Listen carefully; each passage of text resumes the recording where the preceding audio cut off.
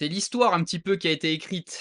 Thibaut Villemont, Laurent Mercier, le week-end dernier à Spa-Francorchamps pour les 6 heures de Spa, la 3e manche du championnat du monde d'endurance, 2024. On a connu une issue de course, un scénario de course absolument, inattendu et vous allez, me le dire, mais une première dans l'histoire avec cette, sorte de prolongation. On connaît les prolongations en NASCAR, mais on n'avait jamais vu les prolongations en WEC.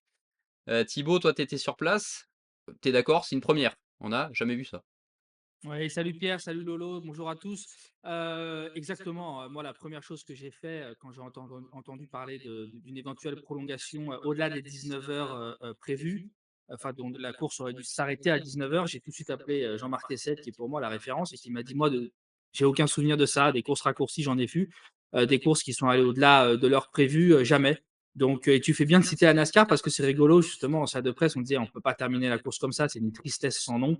Et j'aime beaucoup ce règlement de NASCAR qui prévoit de mémoire 5 tours minimum s'il y a eu un drapeau rouge au moment prévu de l'arrivée. Et donc oui, ça a été un événement historique. Après, ça a suscité certains débats. On a vu un Alessandro Pierguidi très frustré à l'écran faire un pouce vers le bas quand ils ont annoncé que la course allait être relancée. Alors je peux comprendre sa frustration. Ils ont eu un début de saison un peu compliqué.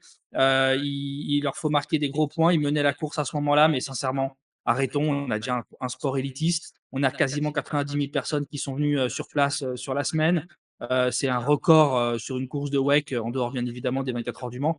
Et ce public-là méritait que la course soit relancée. Et je trouve ça absolument remarquable que l'organisation, tant au niveau du WEC, au niveau de la direction de course, hein, dont on parle souvent quand ça ne va pas, mais il faut aussi saluer quand ils font des choses extraordinaires.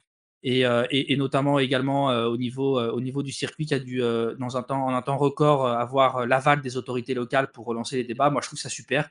Et je peux vous dire que j'ai assisté en direct quand il a été demandé aux 385 commissaires bénévoles s'ils étaient prêts à rester. Il n'y en a pas un qui a dit non, ils sont tous restés. Et j'ai trouvé ça génial. Et quand le speaker de la course, notre ami Anthony Coppi, a annoncé que la course repartait pour 1h44, je peux vous dire que dans les tribunes, tout le monde s'est levé, tout le monde a applaudi. Et c'était un super moment et une belle communion autour de notre sport qui est parfois décrié. Et donc voilà, pour toutes ces raisons, je trouve ça vraiment génial que ça ait été relancé, même si voilà, au niveau sportif, personne ne s'attendait à ce que ça soit. C'est prévu au règlement, attention, il y a marqué que la direction de course peut prendre ce genre de décision. C'est inédit, mais voilà, moi je trouve que par respect pour tous ces fans, faut pas oublier que c'est un divertissement, hein. Ça sert des intérêts commerciaux, ça sert des intérêts marketing, notamment pour les constructeurs, mais ça reste pour la majorité, des gens, un divertissement et voilà, ça nous a moi je trouve que c'est une super décision. C'est ce que j'allais te dire, c'est dans le règlement, ni voilà, on a échangé avec Laurent, durant cette interruption. C'est vrai que c'est quelque chose qui est possible, réglementairement. C'est à la discrétion de la direction de course et beaucoup de gens ont salué d'ailleurs la décision d'Eduardo Freitas en direct. Laurent, toi, comment tu as vécu, cette prolongation, ce moment un petit peu, particulier? Parce que bah, ça a duré, très longtemps. Bon, on rappelle la cause, hein, c'est l'accident de Earl Bamber avec, Sean Gelael dans la ligne droite de Kemmel. Ça a duré très longtemps, les réparations sur les rails. Il fallait remettre le circuit dans un état de sécurité, satisfaisant pour, pouvoir que la course se déroule dans des conditions normales. Mais en voyant le chrono, s'égrener, on s'est dit: «Bah, la course va être arrêtée», mais finalement non, ça a repris. Comment toi tu as vécu ce moment? Alors moi, je l'ai pas vécu comme Thibaut en salle de presse à Spa, mais ça m'a permis de commenter 1h44 de plus, pour l'application officielle du WEC, parce que pour la première fois, je faisais partie de ceux qui commentaient pour le WEC. J'ai rien de plus à rajouter, ce qu'a dit Thibaut. Alors évidemment, quand tu lis les commentaires, il y a toujours forcément des gens qui critiquent. La critique est toujours évidemment facile, surtout si c'est pas forcément bien argumenté. Alors oui, le chrono a continué à tourner. Il s'est pas arrêté. Maintenant, je pense que personne était, c'est quelque chose qu'on n'a jamais vécu. Donc de toute façon, là, on était tout le monde, je pense, tout le monde était un peu dans l'inconnu, l'organisateur aussi. Et quand on voit l'engouement, comme disait Thibaut, pour cette course, quand on voit le nombre de gens qui étaient présents dans les tribunes, tu les fais patienter plus d'une heure. Et puis après, tu vas leur dire, bah, en fait, les mecs, vous pouvez rentrer chez vous, vous avez déjà fait la queue pour venir, parce que c'était un peu le bordel pour les parkings. On va pas revenir dessus. Mais franchement, il y a rien y a rien à dire. C'était la solution. Bravo aux autorités, bravo au championnat et bravo au circuit. Qu'est-ce qu'on peut dire de plus? Même si évidemment, quand tu es en tête, que tu regardes ce qui a été fait, que tu es en tête de la course, tu t'appelles Pierre Goudy, que tu fais ça à l'image, bon, déjà ça, certes, c'est un peu moyen. Mais bon, les Italiens sont un peu coutumiers du fait sur pas mal de trucs. Non, non, Et pas qu'en sport auto, je précise. allez, voilà, Et c'est gratuit, merci. donc non, non, mais à un moment, si tu veux, oui, c'est comme ça. Ok, on peut ne pas être content, mais maintenant, aller porter réclamation pour ça à l'arrivée, aller donner deux billets de 500 euros pour porter réclamation. La réclamation a été tout de suite déboutée. Écoute, moi, je suis désolé, mais la décision, les différentes décisions qui ont été prises ont été bonnes. Est-ce que tu aurais été choqué, toi, que la course s'arrête? Bah, je suis choqué que la course s'arrête, oui, parce que t'as pas le dénouement final et t'as pas ce que t'attendais. Aussi, on est tous passionnés par l'endurance et qu'à un moment, tu veux que la fin de course, elle se termine sur la course, elle se termine pas sur un drapeau rouge. Maintenant, si à un moment on me dit, bah, si Eduardo Freitas il dit, bah, les rails, on peut pas les récupérer dans le temps imparti, que les autorités locales disent, bah, on peut pas continuer la course parce qu'on est obligé d'arrêter à telle heure. Qu'est-ce que tu veux? Un peu, c'est un concours de circonstances et c'est un peu la vie. Ce serait dommage, mais à un moment, on a tout fait pour continuer et on a écrit une nouvelle page et quelque chose de différent. Ou dans un environnement où l'automobile est un peu, comme disait Thibaut, un peu mis à l'écart, bah, on peut que se féliciter. J'imagine que les milliers de spectateurs qui étaient restés dans les tribunes et au bord du circuit n'ont pu qu'apprécier. Oui, Thibaut, voilà, c'est ouais, j'allais ça, dire, moi, je Thibaut, trouve toi, tu as vécu sur place aussi, tu as eu l'avis des principaux concernés, hein, c'est les ça. équipes et les pilotes. Qu'est-ce qui en est ressorti de cette décision? On a vu Ferrari Ouais. pas content, mais Voilà, après, moi, je dirais choqué, non, parce qu'en fait, on s'attendait tous à ce que se termine. Après, moi, j'étais déjà en train en train de discuter avec des confrères. J'ai notamment eu la chance d'assister plusieurs fois à Indy 500. Il y a rien de plus frustrant qu'une course qui se termine sous drapeau rouge. Alors, même dans le clan Ferrari, je peux comprendre qu'ils soient frustrés, mais c'est pas très glorieux d'un point de vue sportif de gagner une course qui s'arrête 1h47 avant l'arrivée. Ils étaient en tête à ce moment-là. Qui dit qu'ils auraient gagné? Ils semblaient avoir les choses globalement bien en main, mais sait-on jamais? Donc bon, non, non, globalement, ça a été bien perçu par tout le monde. Il y en a qui ont dit: «Bah, c'est une surprise». On s'y attendait pas, c'est vrai. Il y en a qui pensaient, il y en a qui avaient déjà préparé pendant l'interruption de course la possibilité que ça reprenne pour une course sprint, entre guillemets 10-20 minutes. Au final, au vu de l'état des dégâts au niveau des grillages et l'organisation de les in-pass et la sécurité, ils ont bien raison. Ça a été poussé plus loin. Donc au final, ça a été une surprise pour tout le monde. Mais honnêtement, hormis Ferrari, moi, j'ai vu personne dans le paddock qui a vraiment pesté contre ça. Pourtant, bah, il y en a qui se sont fait vraiment avoir, hein. Je pense à l'Alpine numéro 36, qui est passé au stand, juste avant le drapeau rouge, donc qui est passé à un tour du leader et donc bah, là, tout a été fichu pour elle. Il y a et tous ceux qui luttaient éventuellement pour la victoire, donc oui, les Ferrari, il y avait la Porsche de Proton Competition et voilà, sur le plan sportif, les 2 grands gagnants, bah, qui ont anticipé un undercut, hein, comme me l'expliquait hier soir Kevin Estre. Ils ont voulu éviter l'undercut de la concurrence. Ils ont un peu anticipé leur arrêt ravitaillement et ils se sont retrouvés à n'avoir à faire qu'un seul arrêt après le drapeau rouge où tout le monde était regroupé. Et là, bon, bah, c'était jackpot. Donc, c'est pour ça que la course s'est jouée entre la Porsche numéro 6 et la Porsche numéro 12. Donc, non, pour répondre à ta question, globalement, honnêtement, hormis Ferrari, j'ai entendu personne pester parce que les spectateurs ont été privilégiés et moi je trouve ça juste génial. Il y en a qui avaient passé beaucoup de temps dans les embouteillages le matin. Les gradins étaient encore bien pleins. Donc moi honnêtement, j'ai rien à dire là-dessus. C'était pour moi la bonne décision a été prise et des fois j'ai presque envie de réfléchir j'ai presque envie de me dire est-ce qu'il ne faut pas réfléchir à une solution où la course se termine pas sur drapeau rouge. Encore une fois, c'est trop frustrant. C'est trop frustrant pour les spectateurs, pour tout le monde et la NASCAR y a travaillé. Est-ce qu'en endurance, il faut réfléchir à trouver un autre stratagème? Je ne sais pas. Bah, tu finis la course, tu fais un peu comme en NASCAR, tu fais des burns pour amuser le public et tout, devant les fans. bon, donc cet événement, historique a évidemment joué sur le plan sportif puisqu'on comme vous l'avez, précisé tous les 2, évidemment, il y a des grands perdants et des grands gagnants. Tout au long de la course, on a vu, une voiture en tête dans les premières heures, c'est la Porsche numéro 99, Thibaut, avec, Nil Jani et Julien Andlauer qui, je pense qu'on va y revenir, a été un des hommes forts de l'épreuve. Et puis petit à petit, on a vu les 2 Ferrari revenir pour ensuite prendre la tête et se creuser une avance, substantielle avant cette interruption. Et là, patatras pour, les Italiens avec l'interruption et finalement c'est bien Porsche, mais plus avec Proton, avec, Jota et Penske qui ont mené la course et la première victoire d'une, une équipe privée en WEC avec Jota. Est-ce que c'est représentatif, de ce que vaut la 963? Elle a été très performante à Losail, on rappelle, sur un circuit un billard qui avait favorisé la voiture. Imola, ça a été un petit peu différent. Bon là, est-ce que sur ce circuit, Thibaut, c'est un résultat, conforme à ce qu'on a vu depuis le début de la saison pour, les progrès de la Porsche 963 et des 2 équipes, Porsche Penske et Jota? Bah, oui, sans nul doute, hein, clairement, la Porsche est la voiture de ce début de saison. Pour moi, l'équipe Porsche Penske est l'équipe de ce début de saison. L'année dernière, la Porsche n'a pas été révolutionnée, hein, c'est beaucoup de setup et tout et c'est beaucoup d'exécution et sur le plan-là, Porsche Penske, jusque-là, ils font un sans faute. Donc Kevin Esria nous avouait que de toute façon, en fin de course, il ne pouvait pas aller chercher Callum Ilott. Les deux privés, et chapeau à eux, tant Jota que Proton ont réussi à mettre le doigt sur un setup plus optimal que la maison mère. Mais en fait, c'est ce que déjà je disais après Imola. Je pense que la Porsche numéro 6, elle a un rythme de champion. Elle fait première à Losail, elle peut gagner. À Imola, ils s'attendent pas à gagner, ils font 2. Là, ils font 2. Heu, c'est très, très bon augure. Aujourd'hui, il y en a beaucoup dans le paddock, la grande majorité dit: «Bah, la prochaine manche, c'est les 24 heures du Mans» et Porsche est favori. Clairement, Porsche est favori. On voit que la voiture est fiable, que les équipages le sont. La numéro 5 a eu moins de chance, hein, chez Porsche Penske puisque,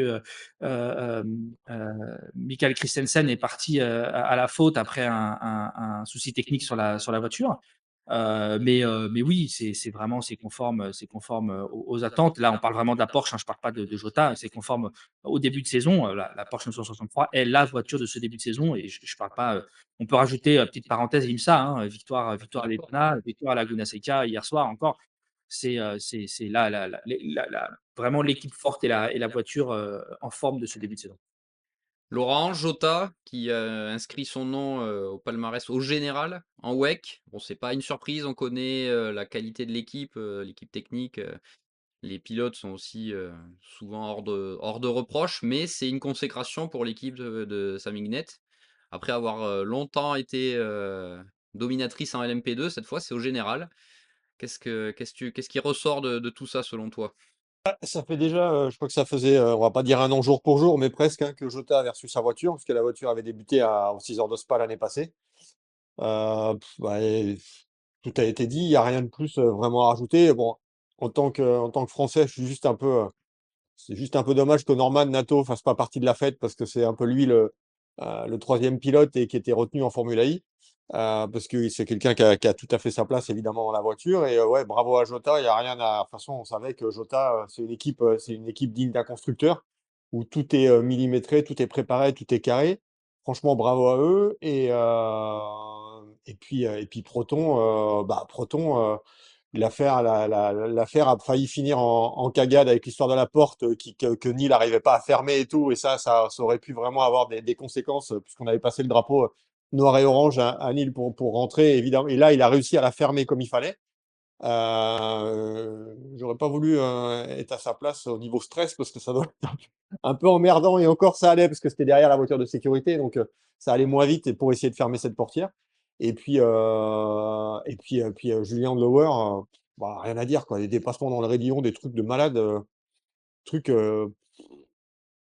chapeau l'artiste, quoi. Franchement, il y a, Candidat à une place officielle? bah, candidat à Sans une, nul doute, comme, sans ouais, exactement, comme les autres. Enfin, franchement, non, c'est, pas que c'est- non, c'est même pour moi aujourd'hui, ils font beaucoup rouler un Thomas Training. Pour moi, Julien Glower est bien plus légitime à une place de titulaire. Et je dis pas ça parce que je suis français. Il est bien plus légitime à une place de titulaire au sein de Porsche Penske que Thomas Training. Maintenant, quand on voit ce qu'il a fait là, c'est sûr qu'il y a pas, il y a pas, il y a pas, il y a rien acheté, quoi. Il y a pas grand-chose à dire. Franchement, il C'était était au c'était rendez-vous. surtout cette progression, très rapide en fait, puisqu'il a Bah, et débuté heureusement qu'il récemment fait du P2. P2 et là, boum quoi, tout de suite performant quoi. Il fait du P2 en Asian. En Asian, il a déjà été très brillant dès le début. Et là, à Imola, je pense ça s'est un peu terminé dans le gravier à un moment. Mais franchement, ouais, c'est l'homme en forme aussi du début de saison. Et c'est clair que c'est quelqu'un qui a sa place pour être pilote officiel dans un proto sans aucun problème. Au niveau de la trajectoire, moi, ça me fait un petit peu penser, ils ont des backgrounds différents, hein, un passif différent, mais à Callum Ilott, en fait, c'est 2 pilotes qui ont été, brillantissime au début de saison, plus en délicatesse à Imola, hein, tant Julien que Kaloum ont été pris à la faute et qui ont été pour moi les 2 hommes forts de ce meeting de Spa. Voilà, c'est Julien a fait 3 dépassements dans le raidillon absolument somptueux et voilà et les deux en fait ont été aussi brillants à Spa que voilà, là où à Imola c'était un peu plus dur dans des conditions un peu précaires. Mais ouais, chapeau à lui, chapeau à lui. Après, voilà, moi pour rebondir sur la question de Jota, en fait, c'est assez rigolo si on peut dire parce que, bah, cette course-là, sur le papier, ils doivent pas vraiment la gagner. Ils sont dominés par Proton. Sam Guinnett, le reconnaissait hier soir et ça fait même 2 courses de suite où, ils sont vraiment en retrait par rapport à l'usine, et ils gagnent celle-ci. Donc bon, pour l'ensemble de son œuvre, c'est 100 fois mérité, et je trouve ça bien que la première écurie privée à triompher en hypercar, soit Jota. Pour tout ce qu'ils ont fait, pour tout ce qu'ils ont montré. Il y a WRT qui maintenant est associé à BM et Jota mérite d'être associé, à un grand constructeur, à être l'équipe d'exploitation d'un grand constructeur et ils l'ont prouvé une fois de plus. Donc voilà, après pour la petite anecdote, donc c'est la première écurie privée à triompher en hypercar. C'était aussi la première écurie privée à avoir une hypercar entre les mains, comme le disait, Laurent, à Spa l'an passé.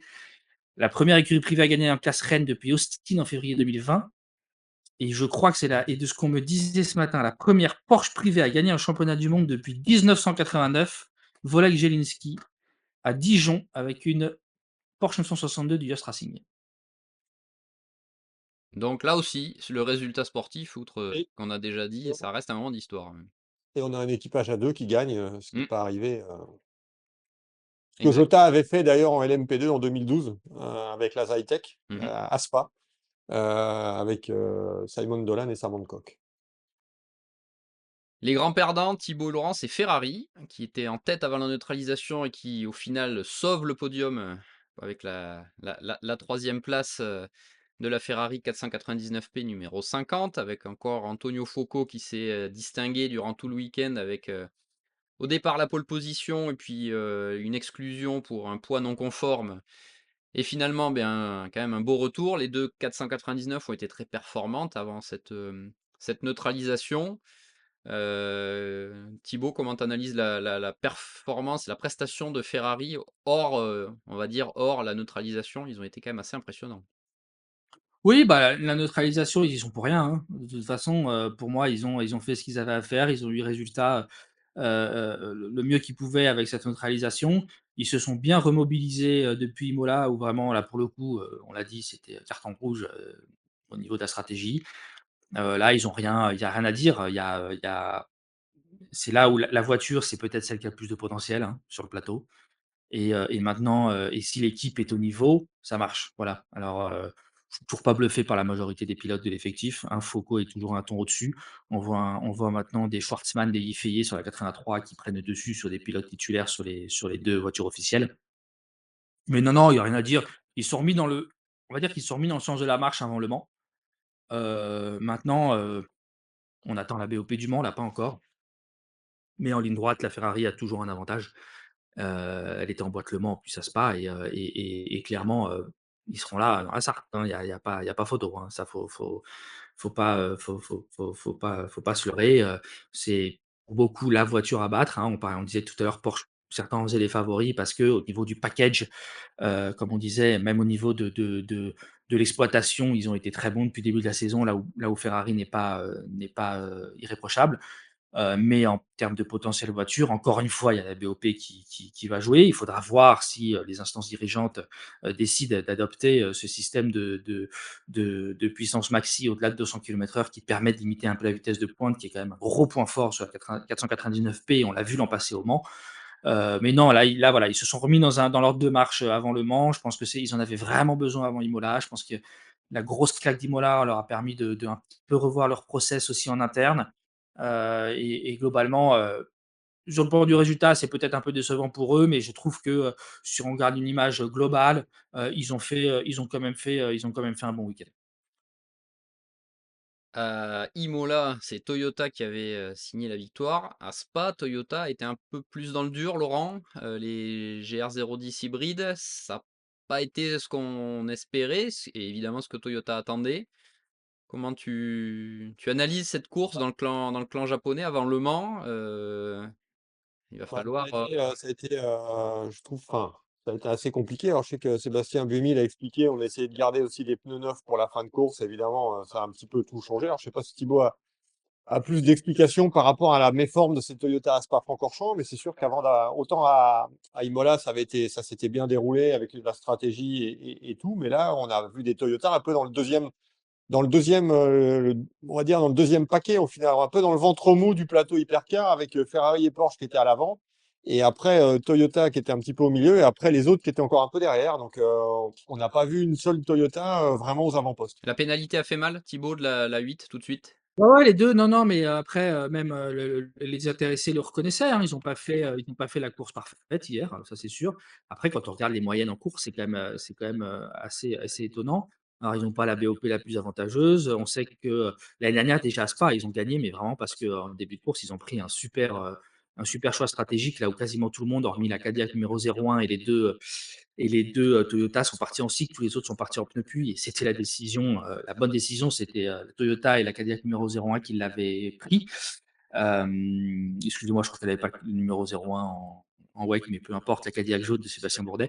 Et, mais Ferrari avait été la voiture la plus véloce déjà l'année passée à Spa, hein. Donc bon, voilà, là, je pense que effectivement, la pénalité à jouer, ils sont un petit peu pris peut-être les pieds dans le tapis. On les a jamais vraiment sentis très présents sur la piste. C'est comme ça. Ils n'ont pas, déjà, Imola, c'était pas les plus rapides, mais ils avaient réussi à maximiser tout ce qu'il fallait pour y arriver et ils étaient quand même en course un petit peu plus véloces qu'on pensait. Voilà, là, ils se sont fait de toute façon totalement décrocher avant le drapeau rouge. Voilà, il y a peut-être eu cette stratégie pneu qui a joué. Mais c'est vrai que quand on regarde, par exemple, par voiture, la moyenne des 10 meilleurs tours en course, hein, qui pour certains est assez révélatrice. Ils sont derrière Cadillac, ils sont derrière Alpine, ils sont derrière les Porsche, ils sont derrière F Corse. Et ils sont même la 8 est vraiment très loin.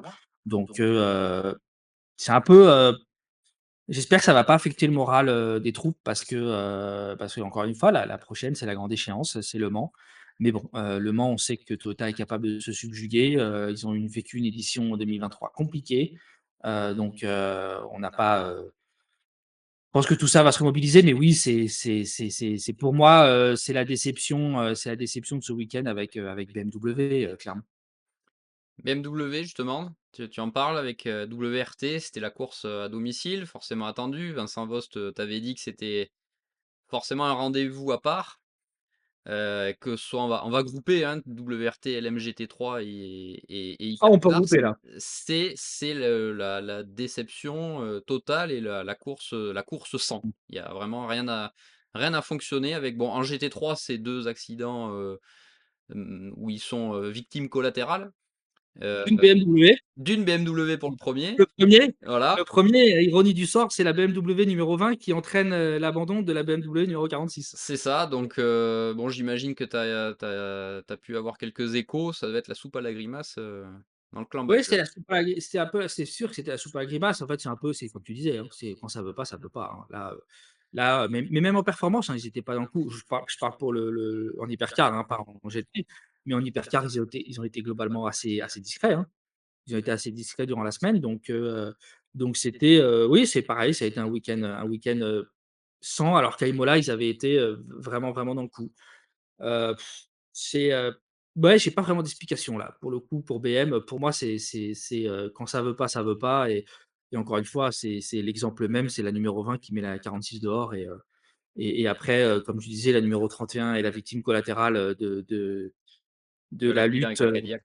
voilà, entre la Porsche 99 et la Cadillac numéro 2 qui a entraîné le drapeau rouge. Il s'est retrouvé au mauvais endroit au mauvais moment, donc voilà, j'espère que, pareil, j'espère qu'au niveau du moral des troupes, ça va pas trop les affecter avant Le Mans, mais bon, c'est quand même une équipe d'expérience, WRT, il y a pas de raison que ça les affecte plus que ça.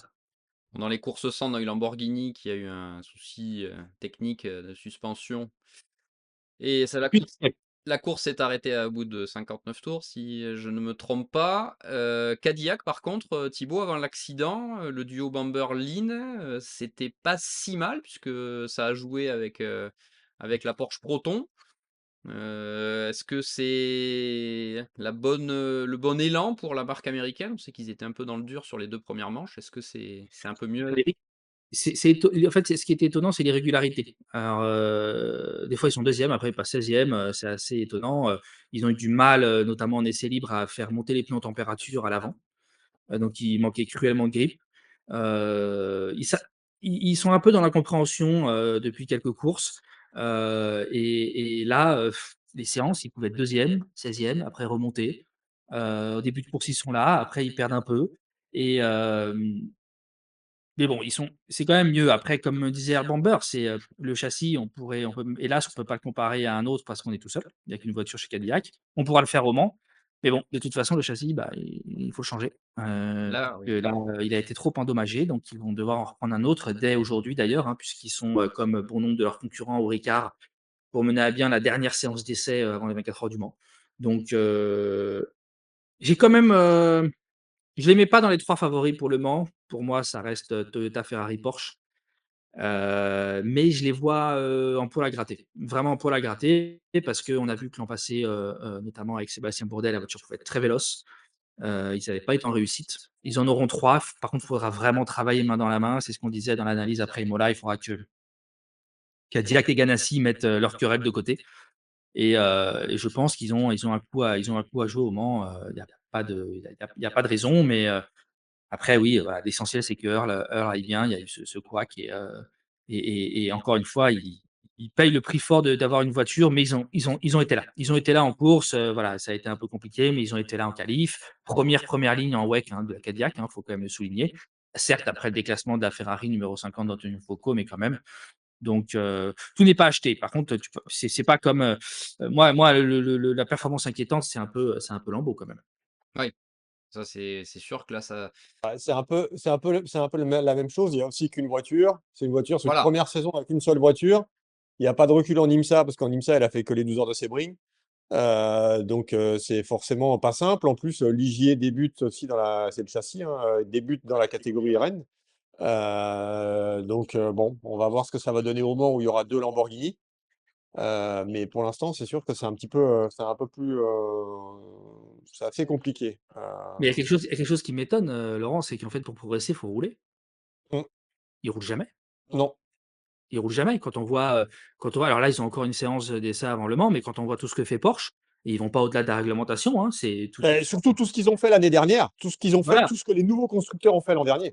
Mais moi je trouve qu'en essai, j'ai l'impression que Lamborghini roule très peu. Bah, et puis c'est surtout qu'il faut quand même se souvenir d'où on part. On part avec un programme initial qui devait avoir 2 2 voitures en WEC, voitures. 2 voitures en IMSA sur la saison complète. On se retrouve avec une en WEC, une en IMSA sur les courses longues, pas de Daytona. Forcément, ça complique un petit peu la donne. En plus, il faut penser aussi quand même qu'il y a Giorgio Sana qui était quand même la pierre angulaire de Lamborghini Squadra Corse, qui est sorti un petit peu par la petite porte. Donc déjà, c'est Rouveau de Mort qu'on a beaucoup vu à l'image d'ailleurs, pendant la course, qui est un peu la personne qui s'occupe de la partie technique, qui était chez Audi avant, qui est un peu le remplaçant par intérim à la tête de Lamborghini Squadra Corse. Mais c'est sûr que c'est pas simple. Donc on va voir ce que ça va donner au Mans avec les 2 voitures.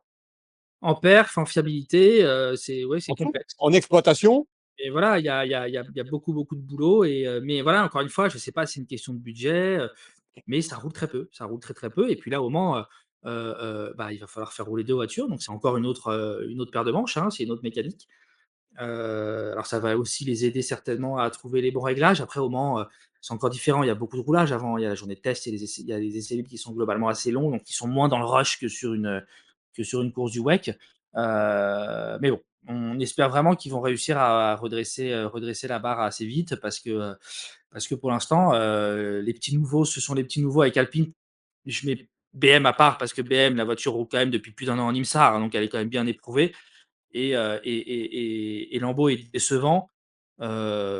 J'enchaîne parce que je les ai dit, au contraire d'Alpine. C'est ce que j'allais te dire, c'était le point suivant évidemment, on va passer sur la partie française, mais Alpine, ça y est, on sent quelque chose, peut-être un petit déclic à Spa? Est-ce que tu vas jusque-là, Thibaut, par rapport à la 424? Un déclic, je ne sais pas en tous les cas ce que m'a dit Philippe Sinot à juste titre, il dit: depuis les débuts de la voiture en compétition, on fait enfin de la course». Donc Imola c'est un circuit très spécifique, c'est dur de doubler, il y a des bosses, il faut jouer avec les vibreurs et jusque-là, ils ont vraiment pas travaillé là-dessus parce que, c'est un peu, une anomalie dans le calendrier du WEC, donc ils ont préféré se concentrer sur la majeure partie des autres tracés. Mais ça a été très bien, ça a été très bien. Charles Milesi, qualifie la 424 pour la première fois en hyperpole. On sent à chaque sortie, ça progresse.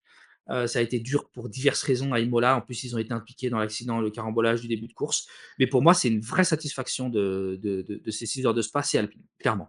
La 36 aurait pu aussi avoir un bon résultat et terminer dans le top 10, mais elle, comme on disait tout à l'heure, contrairement à la 6 et la 12, elle s'est retrouvée, elle a fait elle s'est aussi arrêtée plus tôt.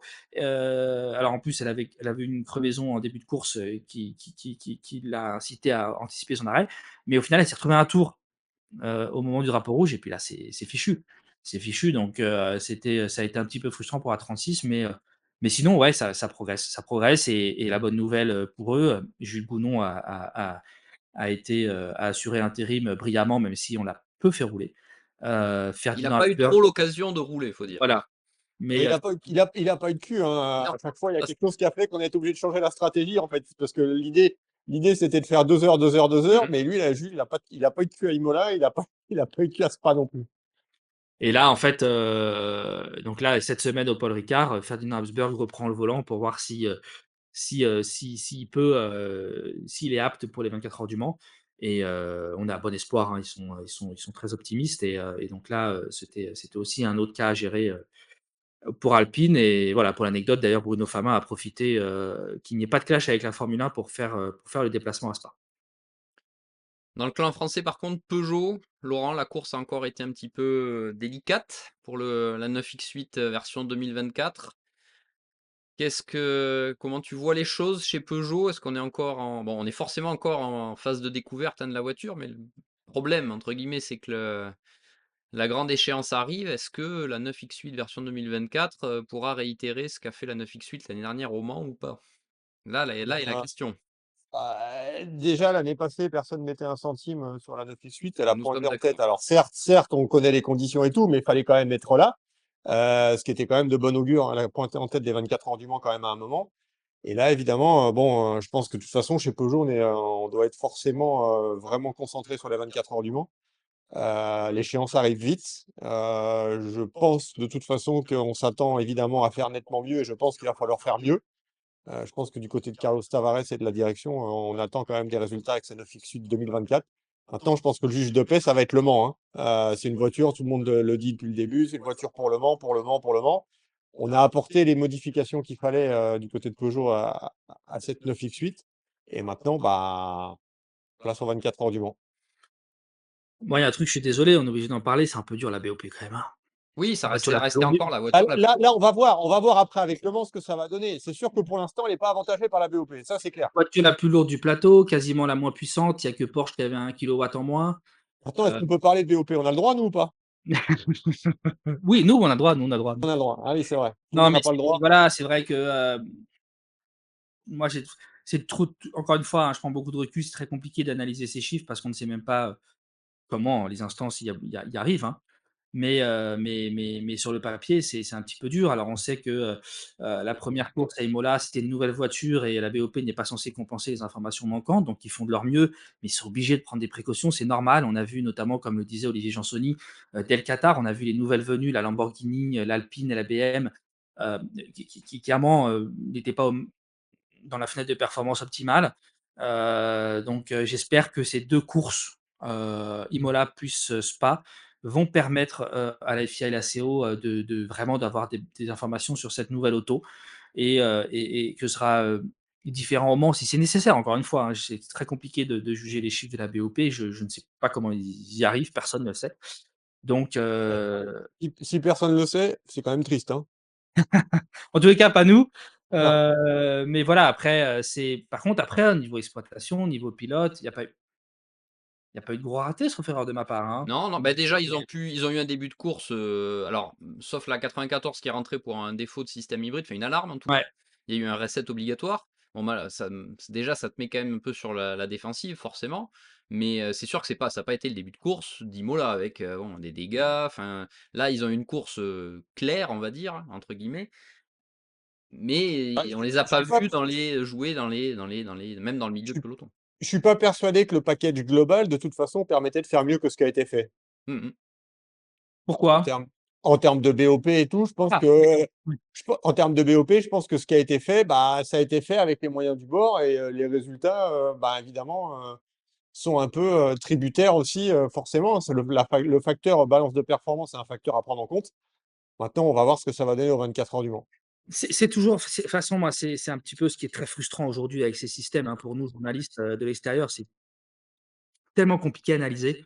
Il y en a qui disent que les gens cachent leur jeu en vue du Mans, on a tout entendu, hein, ce week-end, hein, donc voilà. Après, encore une fois, si on analyse la moyenne des 10 meilleurs tours en course, de chaque voiture, Peugeot, ils sont très, très loin. Ils sont 10e et enfin, ils sont, excusez-moi, ouais, ils sont beaucoup plus loin. Il y a que Lamborghini, la Porsche numéro 38, qui a été aux abois toute la semaine et qui a été victime de sorties de piste et qui a vu sa course se terminer très tôt, hein, puisqu'elle a été impliquée dans l'accrochage avec la BMW numéro 20 et la BMW numéro 46 et l'Isotta Fraschini qui sont derrière. Donc clairement, les 9X8 étaient vraiment à côté de la plaque à la rue, enfin à côté de la plaque, c'est méchant, mais c'est parce que c'est pas persuadé que ce soit de leur faute, mais en tous les cas, ils étaient vraiment pas dans le coup à Spa et c'est moi ce qui me fait de la peine, c'est que l'équipe a énormément bossé, vraiment, tous les gars en interne, pour faire cette nouvelle voiture, pour qu'elle soit prête et là, ouais, c'est un petit peu frustrant parce que, quand Philippe Sinot nous disait: «On fait en fin de la course», clairement Peugeot, ils en sont pas là, quoi. Ils ont pas fait de la course. Ils ont été spectateurs d'une course, à Spa. Thibaut, Laurent, on a fait le tour de la catégorie Hypercar dans sa On parle pas globalité. d'Isota? On parle pas d'Isota? On peut parler d'Isota, le problème Voilà, c'est que et je pense qu'on va alors se répéter, malheureusement. non, mais bon, elle a vu l'arrivée, Elle a vu l'arrivée, ça on est elle a d'accord. fait plus de tours, elle est plus, je sais pas si on peut dire plus, oui, si, plus proche, on va dire, à Du l'arrivée, paquet, ouais. du paquet.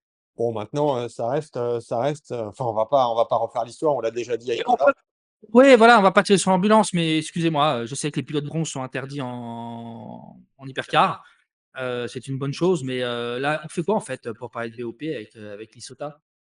Je veux dire, c'est quand même, c'est quand même, on est dans une catégorie reine. On a 2 personnes qui débutent et qui, excusez-moi, sont quand même pas les pilotes les plus talentueux de la planète, avec tout le respect que je leur dois, hein. Ils tournent certainement le volant bien mieux que moi. Mais oui, mais c'est compliqué, quoi. Et c'est ce que je dis, encore une fois, c'est que ce qui est dommage, c'est que, un, un Glickenhaus avait le mérite de mettre déjà la voiture avançait bien mieux, mais avait le mérite de mettre Des d'excellents pilotes pilotes devant. expérimentés. Mmh. Ah, Voilà, moi là, bon, je prends par exemple la moyenne des meilleurs tours en course, encore une fois, Jean-Carl Vernet est en 2:10,1, ses 2 équipiers, ils lui rendent plus de 2 secondes. Enfin, ils sont à 2 secondes et demie. Du Heu, coup, ça impacte forcément aussi l'approche du développement de la voiture, des réglages, hein, forcément. c'est un bah, gouffre, et puis c'est un gouffre. comment est-ce que tu fais une BOP par rapport à ça, en fait? Mmh. En fait, le problème, c'est que oui, le seul pilote auquel tu peux analyser, ce sont les performances de Jean-Carl Vernet et qui n'avait pas roulé depuis un certain temps dans ce genre de voiture. Mais là, moi, je suis désolé, le Serra et le Bennett, enfin, je veux dire, 2 secondes et demie par rapport à leur équipier. Enfin, c'est pas possible, quoi. Enfin, je suis désolé, il va falloir qu'il fasse quelque chose parce que, je trouve que ça fausse la donne, en fait. Je trouve que ça fausse la donne et ça retire de la crédibilité à ce projet. Alors qu'au départ, j'ai quand même entendu que la voiture, elle était pas si catastrophique que ça. Elle doit pas être si loin, du peloton. Donc voilà, je sais qu'il y a besoin de budget pour ce programme que, les 2 pilotes que je viens de citer, forcément en emmènent. Non, mais là Mais là là, tu peux pas en tant que constructeur, en plus, tu peux pas dire, que la BOP va te remettre dans le droit chemin. Si tu mets pas tout dans l'ordre, c'est sûr que si tu mets Romain Dumas, Olivier Plat dans la voiture avec Jean-Carl Vernet, ça va pédaler plus vite, hein. Exactement, et le problème, c'est que c'est tant qu'ils ne seront pas en dessous de la seconde par rapport au reste du peloton, pourquoi la FIA ou la CO les aiderait? Il y a un moment, il y a une fenêtre de performance, vous en êtes très loin, il y a un moment, il faut s'en rapprocher un peu. Voilà, Mmh. quand ils s'en seront rapprochés un peu, heu, Ouais, là, tu peux pas les aider et tu on peux verra. pas tout mettre sur la BOP, hein. Voilà, Là exactement. C'est ouais, moi, j'aurais bien aimé, avoir un vrai équipage et au Mans, il y a des P2, hein. Alors certes, ralenti, bien comme il faut. Mais là, de temps en temps, on se dit, heureusement qu'il y a pas de P2 pour comparer quand même parce que voilà, moi je trouve ça regrettable quand on arrive dans la catégorie reine, dans un championnat du monde qui aujourd'hui, disons-le, c'est le deuxième plus gros championnat du monde en sport auto après la F1. Je trouve ça regrettable enfin regrettable. On en a besoin de ces artisans. Moi, je suis le premier à pleurer le fait que Gülkenash ne soit plus là. Mais Gülkenash, il y avait tout. La voiture, elle était quand même, elle avançait. Il avait le mérite de mettre des super pilotes au volant. Et voilà, là, moi, pour l'instant, ce projet Isota Fraschini, j'adorerais qu'il marche, vraiment. Mais il faut, pour qu'il marche, il faut s'en donner les moyens. J'ai l'impression qu'ils ne s'en donnent pas les moyens.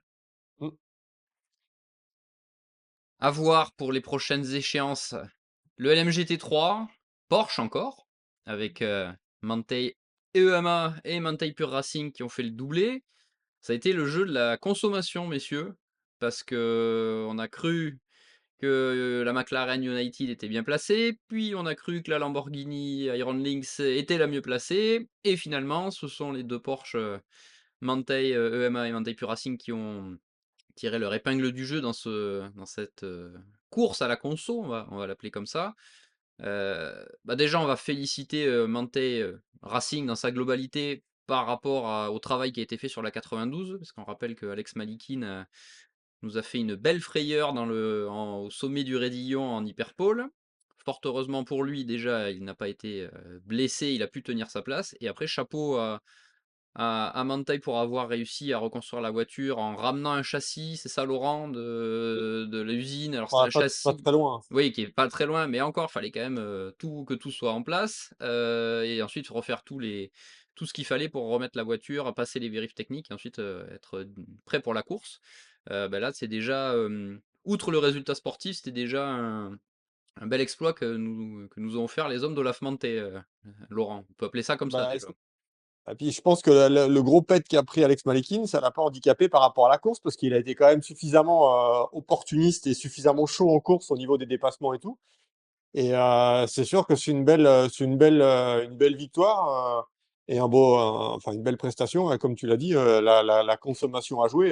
Je pense qu'il fallait pas spécialement écrire l'article 2 minutes avant l'arrivée parce qu'il a fallu changer le titre 3 fois, je peux te le dire, trois 3 fois fois.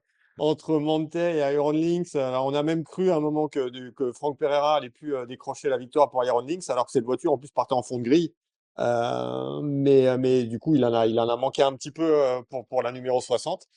Et Manthey a tiré les marrons du feu. C'est plutôt bien aussi pour Richard Lietz quand même, qui est un petit peu le coach un peu de cet équipage et qui avait subi un peu la domination de la voiture sœur depuis le début de saison.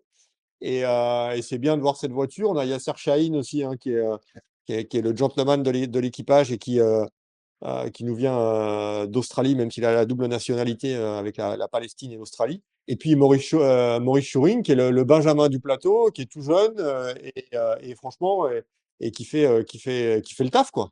Donc, rien à dire là-dessus. Évidemment, du côté d'Iron Lynx, Iron Dam, on n'est pas spécialement ravis de cette histoire de consommation de carburant. Mais bon, après, c'est un peu la course qui veut ça. Iron Dam était plutôt bien parti avec Sarah, qui a quand même mis une pilule un peu à la concurrence des pilotes bronze, hein, puisque c'est tous les pilotes bronze qui Qui prennent ont le pris le départ, faut départ. quand même le rappeler. Et puis que Sarah est certainement, à part faire le jeu de la catégorisation de pilote, mais si tu as une catégorisation bronze qui est là, je pense que Sarah, elle est un peu au-dessus de la catégorisation bronze. Donc, Aujourd'hui, je pense qu'en bronze, tu m'arrêtes si je me trompe, il y a Malikin ouais, pour moi, est la référence. qui peut matcher en bronze, ouais, qui peut Pour matcher. moi, c'est la référence en bronze, Malikin, et puis après, tu as Sarah. Et comme Malikin est sorti en qualif, bon, voilà. Ouais, non, mais c'est sûr. Et après, le reste, bon, là, on l'a déjà abordé tout à l'heure avec BMW, avec WRT. Là, c'est pas de cul pour l'équipe de Vincent Voss, qui avait rien demandé, qui va avoir beaucoup de travail, parce qu'il faut déjà reconstruire les voitures. La semaine prochaine, enfin, la semaine d'avant, l'équipe était à Brandzach, même si c'est des équipes séparées, hein, mais quand même, on parle de l'équipe technique, on va dire, Mmh. enfin, de l'équipe globale. La semaine prochaine, c'est Misano pour le sprint. Après, il faut aller à Spa pour les essais des 24 heures de Spa. La journée test va vite arriver. Bon, on va voir. Par contre, au championnat, du côté de Manthey, on s'échappe là, hein. Parce que Là, vu que WRT, qui était quand même la deuxième force après les deux premiers meetings, là, c'est un zéro pointé pour les deux BMW. C'est un je peu crois que c'est la compliqué. seule, la 92, c'est la seule voiture du top 3, je crois, top 3, top 4 du classement avant Spa qui marque des points. Donc là, c'est sûr Ouais, que alors, plus 18, sachant quand même qu'il faut rappeler qu'on n'a pas le même système aux 24 heures du Mans, parce qu'on n'a pas c'est le vrai. système du Success Ballast par rapport au championnat et par rapport aux courses gagnées précédemment. On a vu un petit regain de forme aussi quand même de McLaren. Oui. Euh, Et puis après, pour le reste, bah, compliqué un petit peu quand même pour Aston Martin. Même si on les a vus à un moment, mais ça a été un petit peu en dedans. Et Mon puis, point, c'est qu'il y a 3 et je te coupe un peu Lolo, il y a 3 concurrents qui pour moi ont été un peu en retrait depuis le début de la saison qu'on a vu. C'est Lambeau, je pense qu'en perf pur, c'était certainement les plus rapides. Comme tu l'as dit, McLaren et Corvette. Corvette, on les a quand même vus un petit peu plus que je trouve que sur les autres courses. un petit peu, ouais, un petit peu. Un petit peu. Mais il y a encore de la technique, hein, Bah, c'est une nouvelle sur la voiture Corvette. aussi, donc Mmh. c'est une nouvelle voiture, hein. TF resté sur différents podiums aux 6 heures de Spa depuis 5-6 ans, mais là, ça l'a pas fait. Mais maintenant, on verra aux 24 heures du Mans avec le renfort des autres équipes qui arrivent, notamment de l'European Le Mans Series, ce que ça va donner. Mais bon, je pense que ça va être suffisamment ouvert, même si c'est sûr que sur le papier, l'équipage Monté, il fait mal, hein. Ah, le 92, il fait le Montep Pure Racing sur le papier, c'est un peu le nouveau Keating, quoi. Bah, le truc le truc quand même qu'il faut comprendre, c'est que cet équipage-là, nous, Pierre, on l'a plus On l'a maîtrisé, on va vu dire, en GT l'année World Challenge. dernière en GT World Challenge Europe. C'est des gens qui se connaissent, qui roulent ensemble, qui ont fait l'Asian Le Mans, qui font le GT World Challenge cette année en pro, parce que Joël Sturm a changé de catégorisation. Donc franchement, il y a tout qui va bien. Il y a une osmose. Klaus Bachler, c'est un peu le métronome de l'équipage. C'est pas forcément le pilote le plus connu, mais franchement, Klaus Bachler, c'est le mec qui fait le taf chez Porsche. Le mec, tu lui donnes une caisse, le mec, il est stable tout le temps, linéaire. Alex Malikin, malgré son jeune âge, je crois qu'il a 36 ans, ça fait partie quand même, c'est sûr, des meilleurs bronzes. Et puis Joël Sturm, qui est pas non plus le pilote le plus connu, mais qui est quelqu'un qui Non. connaît beaucoup la maison Porsche, qui a roulé chez Allied Racing dans le passé en GT3 et qui a aussi roulé en Cup. Et là, franchement, toutes les planètes sont alignées pour Pure Racing et Monté, hein. Bah, la Ouais, connaissance ouais, des 3 pilotes, forcément ça aide. Ils ont pas eu cette phase de Ouais, la seule découverte chose, entre les pilotes qu'ont pu avoir la, beaucoup d'équipages, en ouais, fait. la seule découverte qu'ils ont pu avoir, d'une, c'est le trafic enfin, les deux découvertes, c'est le trafic avec les hypercars et les pneus Goodyear. C'est ça. C'est tout. Le Et reste, certains circuits. après voilà, je pense que leur expérience de l'Asian où il y avait déjà des P2 les a aidés et c'est vrai qu'ils restent sur une dynamique qui est dingue parce qu'ils gagnent, on l'avait déjà dit, mais ils gagnent leur entrée aux 24 heures du Mans parce qu'ils ont gagné la Bronze Cup en GT World Challenge Europe. Ils gagnent en Asian Le Mans Series. Leur première course en WEC, ils la gagnent. Là, même dans l'adversité, ils se retrouvent à tirer des points. On parlait tout à l'heure de la Porsche numéro 6 qui a un rythme de champion. Et qu'est-ce qu'il faut dire avec la 92, hein. Non, non, c'est remarquable. C'est remarquable. Et oui, il y a même pas photo. Au Mans, ce sont les grandissimes favoris, mais on sait très bien que les 24 heures du Mans, tout peut se passer et qu'il y aura en plus d'autres équipages qui arrivent de l'LMS et tout ça. Mais voilà. Après, moi, il y a une voiture que j'aimerais voir un petit peu plus, c'est la Mustang pour l'instant, que ce soit en IMSA ou en WEC ou en LMS, elle est sacrément discrète quand même. Et je pense qu'il y a encore pas mal de ah, boulot pour la Il y a eu hisser il y au a eu niveau des quelques références. évos, Laurent, c'est ça? il y a eu quelques effets, quelques évos, notamment au niveau de la malle arrière et du diffuseur. Oui. De la malle arrière. De la malle Ouais, arrière. C'est pour mettre le ouais, métal. parce que c'est pas la malle, c'est le petit truc. Souviens-toi Oui, je Daytona. rigole. Je te charrie. On l'a vu qui partait, et comme c'est des évos sur le plan de la sécurité, forcément, c'est quelque chose qui a été accepté. Ouais, ouais. Qui a été accepté. Euh, On l'avait vu, c'est ce qu'on avait Daytona. vu se détacher à Imola, hein. À Daytona. Daytona en IMSA. Daytona. C'était un peu, enfin, c'était un peu, j'ai l'impression que c'était un peu un kit, hein, par moment. Dès que tu passais sur un vibreur et tout, t'as tout qui s'arrachait à l'arrière. Bon, je pense qu'on peut faire confiance à Multimatic pour rectifier le tir. Mais c'est sûr que la Ford Mustang, ouais, qui était un petit peu la voiture qui était attendue pour l'instant, ouais, c'est sûr que c'est un peu compliqué. Laurent, par contre, on va souligner qu'il y a eu, une arrivée dans les points pour la Lexus de Acodis ASP. Donc, enfin, Alors là, ouais, enfin, et avec un équipage en plus où il a fallu, appeler en dernière minute Clement Smith. Ça a été qui a été bon, hein. qui a été bon, Clément très bon. Schmitt qui a été bon. Maintenant, bah là, du côté de l'équipe de Jérôme Polican, c'est pas la compétitivité de l'équipe de toute façon qui est à remettre en cause, hein. Ça, là-dessus, ça ne fait aucun doute. C'est pas la voiture, même si la voiture. Le problème, c'est que c'est une voiture qui n'a pas été développée à la base. C'est une ancienne voiture déjà, et qui n'a pas été développée à la base pour un esprit pro-am. Bon, elle roule, ok, avec Vasseur Sullivan qui a une voiture en pro-am aux États-Unis, mais depuis belle lurette. Cette version-là a été un peu évoluée pour l'homologation LMGT3. C'est une voiture qui est pas simple à piloter. Euh, et je pense que, enfin, pour en avoir assez longuement discuté avec Jérôme, oui, il va falloir du temps. C'est une nouvelle approche, c'est différent. On n'est plus dans une Mercedes que l'équipe maîtrisait à la perfection, les pneumatiques, la voiture, le championnat, tout. Là, c'est un nouvel univers. Ça fera 10 ans que l'équipe de Jérôme Polican, c'était Sofrev ASP, n'a plus participé aux 24 heures du Mans et c'était un one shot parce qu'à l'époque, la voiture, enfin, l'équipe faisait l'European Le Mans Series avec une Ferrari. Donc là, on s'attend de toute façon enfin, j'aime pas dire le mot galérer, mais à être un petit peu en dedans, sachant qu'on prépare forcément au sein du groupe Toyota Lexus la remplaçante de cette Lexus RCF GT3 et que oui, c'est une voiture qui est un peu d'ancienne génération. Ouais, et puis après, c'est ce que disait Jérôme, il s'en cache pas, hein, c'est un nouveau championnat, comme tu disais, une nouvelle approche. Il y a des histoires de consommation d'énergie aussi qui sont totalement nouvelles et qu'il faut, il me disait, moi je me suis penché dessus, j'ai tout découvert, bah, à la dernière minute entre guillemets. Donc tout ça, faut quand même bien l'appréhender, mais il y a pas de raison que ça fonctionne pas, il y a pas de raison. Après, alors là, en plus, ils ont eu un Timur Bugoslavski, qui a été blessé, qui a été remplacé au dernier moment par Clemens Schmitt et puis après, c'est, sur la globalité de l'équipage, ils ont des très bons pilotes de pointe. Par contre, sur la globalité de l'équipage, un Kimura face à un Malikin ou un ouais, c'est un peu dur, quoi. Alors moi, je voudrais juste pas, parce que bon, enfin, c'est une équipe qu'on connaît quand même bien en GT3, nous, depuis des années en GT World Challenge Europe. Je voudrais quand même pas que les gens fassent des comparaisons un peu négatives en disant: «Ouais, mais à Codis, ils gagnaient tout en GT World Challenge, en fait, là, ils sont derniers». Si c'est ça, c'est un peu réducteur. Non, C'est mal connaître tu peux pas et comparer. c'est très mal connaître l'équipe technique, c'est très mal connaître Jérôme. En Heu plus, qui est un compétiteur né, un compétiteur dans l'âme et tout. Et moi, je pense que Pierre, tu seras d'accord avec moi. Le GT World Challenge Europe, en termes de championnat pro, il n'y a pas mieux sur la terre, qu'on soit bien d'accord. C'est une équipe qui a toujours été au rendez-vous. C'est une équipe qui a gagné les 24 heures de Spa. C'est une équipe qui a été championne. C'est une et équipe qui a toujours été là. Alors qui a oui, il y avait toujours été là, voilà, c'est ça aussi. exactement, et qui a aussi un avantage par rapport à beaucoup d'équipes. C'est que c'est une équipe qui a toujours fait rouler enfin, qui a toujours fait rouler du pro-am, en plus des pros ces dernières années, et qui sait en plus comment fonctionne la mayonnaise pour faire rouler des pros et des âmes. Ce qui n'est pas le cas forcément de tout le monde. On a des équipages, tu vois, WRT par exemple, a beaucoup fait rouler des pros, a fait rouler très peu de pro âmes. Un peu Mmh. de silver, un peu de gold ou de bronze, mais très peu. Alors que chez Acodis ASP, on connaît.